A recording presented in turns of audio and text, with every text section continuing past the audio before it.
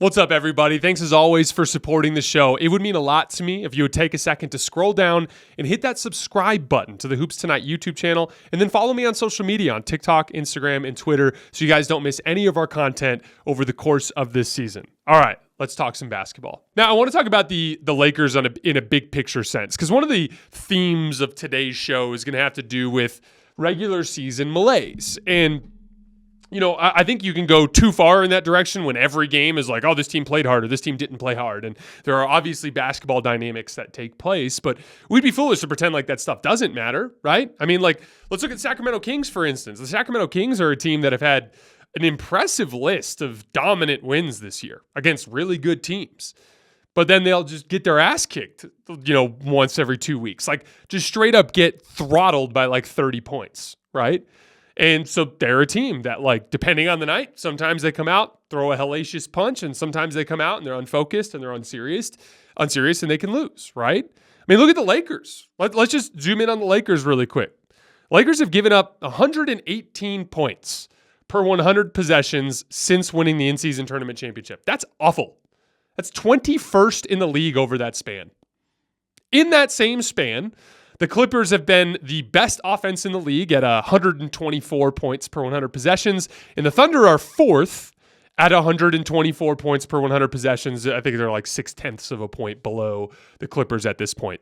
The Lakers, like a week and a half ago, held the Clippers to a 103 offensive rating, literally 21 points below their recent success in the James Harden era, right? Held the Thunder last night to 105 points per 100 possessions. Even if we go back to some of their bigger wins early in the years, they're on the strength of these big, strong defensive runs, like the Pacers light up the Celtics and the Pacers light up the Bucks, and then the Lakers throttle the Pacers and they get a win. We know they have this defensive punch. What does that tell us? They have that punch. They can throw it, but most of the time they don't throw it. Let's make it even more apparent. So the Lakers are 20-21. They're a below 500 team. Call them 500 if you give them the Pacers win in the regular season, which doesn't count towards the standings. In those 20 wins, this below 500 team has beat the Thunder twice, the Clippers twice, the Suns 3 times. They beat the shit out of the Pelicans. They beat the Magic. They beat the Rockets twice. They went to Cleveland and beat the Cavs. They've won 11 games against teams that are over 500. That's the 8th most in the NBA right now. That's a pretty impressive list of wins for a below 500 team. It's very clear that this is a team that has wildly oscillating effort from night to night. So the question is, why? Why do the Lakers do that? And the reality, in my opinion, is pretty simple. Defense is hard. This is a defensive team, and defense is hard. It takes hellacious effort and focus and energy and extra efforts and out-of-area plays and all these different things. And the Lakers completely relaxed after winning the in-season tournament, which was one of my major concerns that I put out there right after the Dallas Mavericks game, the first game after the tournament. And I think there's a bunch of reasons for that. For starters, they all decided they didn't like their coach. I don't think Darvin is a very good NBA coach. He doesn't know how to organize offense. He struggles with lineup construction. He's super inconsistent with his rotations, which can throw his young players for loops. But at the same time, it's the players' fault too, because the players just also aren't playing hard for it. So it's a combination of like Darvin not doing a very good job and the players not really buying in or being invested or believing in what Darvin's asking them to do. I mean, again, if we really break it down on a real simple level, it's a team playing good basketball versus a team playing bad basketball. And playing good basketball and bad basketball is a combination of a bunch of factors, right? It's a combination of the talent you have on your roster. It's a combination of lineup construction and making sure the talent fits, right? It's a combination of effort and execution. It's a combination of like rhythm and confidence, right? And like what causes rhythm and confidence to change? Rhythm and confidence can be a combination of like offensive process, like making sure you get guys in the right spots. Like it could be a combination of off-court work, like not putting in the necessary off-court daily shooting to make sure that you're in rhythm and ready to go.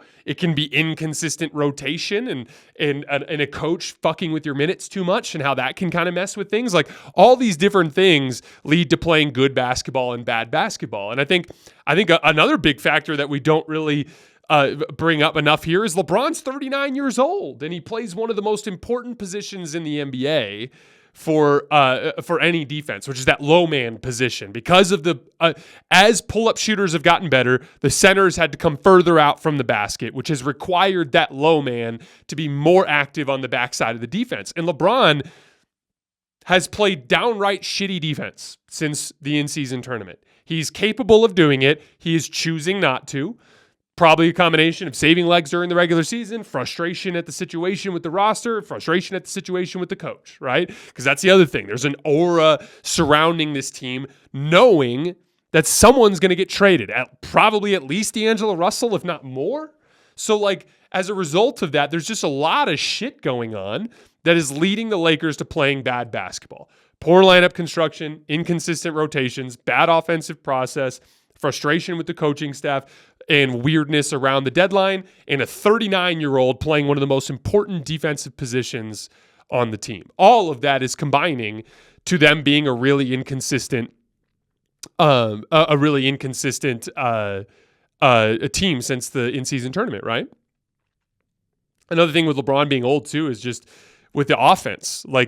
He's the one guy on the team that can consistently generate rim pressure. And so if he's not being super physically aggressive on offense, their offense can fall apart. There's been a lot of talk around the Lakers' offense this year. In 7 in-season tournament games, they have a 121 offensive rating. Now, I still don't think their offense is good enough to win the title, but it's much better than it's looked for most of the season because of all of those reasons that I just talked about. Now, this is one of the reasons why I feel pretty strongly about this, and one of the reasons why my opinion on the Lakers hasn't changed really at all over the course of this season, despite the ups and the downs. Even it didn't really change in the ups, and it didn't really change in the downs. And one of the biggest reasons is I've just seen this so many times over the course of LeBron James's career. I can think of 5 examples of seasons that kind of had similar vibes around this time of year. In 2015, when the Cavs traded for J.R. Smith, they were 19-20 at one point that season, went on to make the NBA Finals. In 2016, when they wanted to fire David Blatt, they were really, really ugly right around that end of December, early January stretch.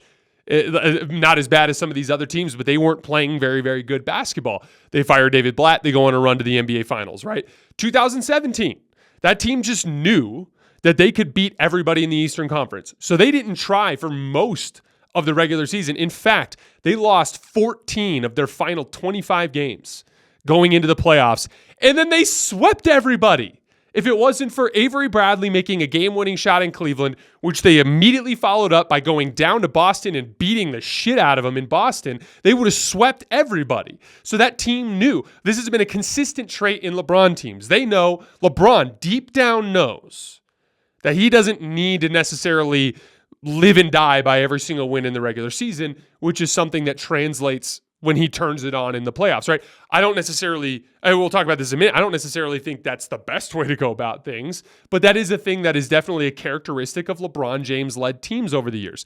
By the way, 2017 team went to the finals. 2018, when LeBron was sick of Isaiah Thomas and Jay Crowder and just frustrated with the roster, they went 7-14 over the 21 games before LeBron was informed about the trade, and he was playing like absolute dog shit. 24 points per game, 5 turnovers per game. Immediately after that, 30, 10, and 10 the rest of the way, 54% from the field, 39% from 3, and he had 8 40-point games in the playoffs. Clearly laying off in the middle of the regular season right before the deadline, clearly turning it up leading into the playoffs. And then last year, they start 2-10. From day one of training camp, everyone knows Russell Westbrook's going to eventually get traded. They look absolutely lifeless in January, drop a couple of really ugly games before the deadline, and then they go on a run and make the Western Conference Finals. 4 of those 5 examples, they make the NBA Finals. 1 of them, they win the championship, and then the one that's not in those 4, they make it to the Western Conference Finals. So again, this is not exactly a super uncommon trend for LeBron James-led teams in January. Now, there's a conversation to be had about LeBron's role in all of that. And we've had that conversation on the show before, and so I'm not going to do it right here just for time's sake, but this is just kind of what it looks like. The point is, my opinion on the Lakers is exactly where it was before the season. I think they're a really good team that isn't as good as Boston or Denver. I was wrong about them as a regular season team. I thought they would attack the regular season from start to finish, and they did not. It's very clear they took the in-season tournament very seriously and not everything else. To break it down, guys, this team is literally 13-21 in non-in-season tournament games, or 14-21. They literally are 14-21. Like, think about that. What's that? 40%? They're winning 40% of their games. Like, is this the kind of team that is this team with LeBron James and Anthony Davis playing at the level they've been for most of the season, right? And with the positive progression of Austin Reeves and all of this athleticism, how are they 14-21 in these other games? That's a really strong indicator of that thing I'm talking about. They took the in-season tournament seriously. They took a couple of high-profile games seriously, and that's it. If they hit with their deadline moves, that is what I think will make them. Our opinion of the Lakers should change post-deadline, because at that point they should lock in. We'll have a better feel for where the roster is. LeBron and AD. It doesn't matter how sick of Darvin Ham they are. They're going to have to just kind of deal with it for the rest of the season. So they'll put their heads down and they'll go to work. That's when we're going to find out whether or not my take of the Lakers needs to go down a level or go up a level. But we're not learning anything about this team right now. I thoroughly expect them to look like shit and then look amazing like another 2 or 3 times before the deadline. They beat the Thunder. Don't be surprised if they drop that game to Dallas tomorrow. Don't be surprised. They might win, but don't be surprised if they drop that game. One other thing.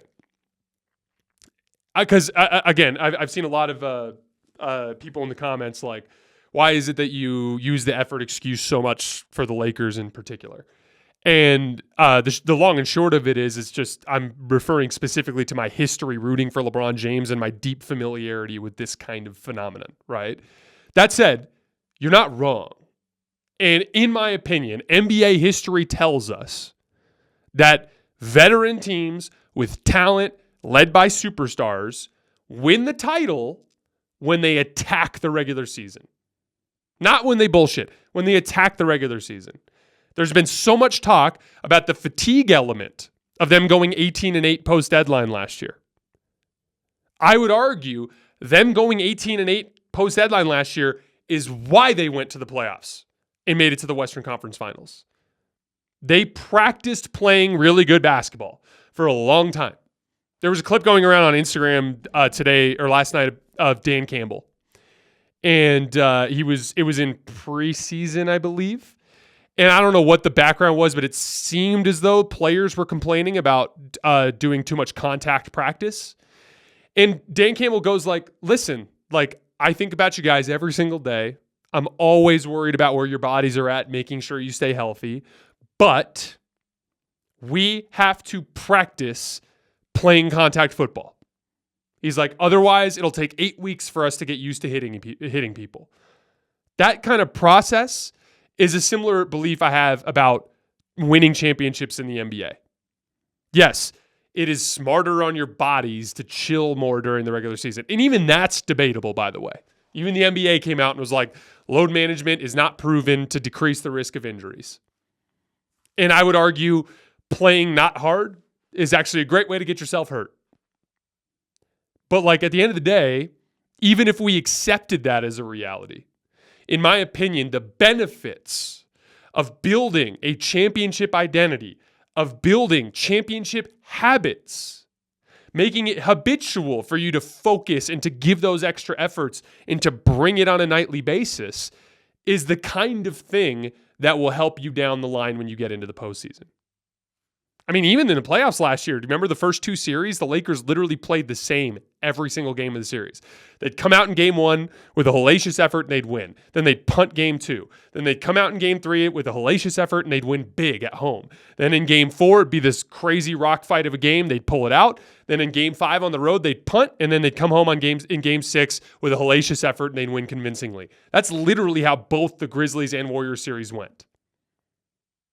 And then they ran into a team that's better than them, that took the regular season far more seriously, and they weren't able to play that game.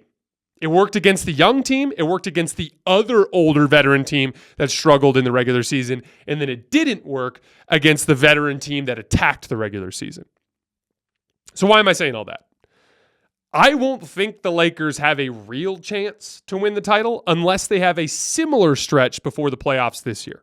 They need to have like a 25-game stretch where they win, 16, 17, 18, 19 games, something like that, where over an extended stretch, they play really good basketball. That is a prerequisite, in my opinion, if they want to hoist the trophy. Because otherwise, they'll either lose in the play-in or they'll lose in the first round because they will come into the playoffs playing bad basketball. They have to, they have to ramp up at some point. We are now halfway through the season, and they did it briefly for the in-season tournament, and they've basically punted since then. And so again, my opinion hasn't changed, but it will change post-deadline based on the personnel and whether or not they can put together an extended stretch of good basketball to build the habits they need to build in order to win an NBA championship.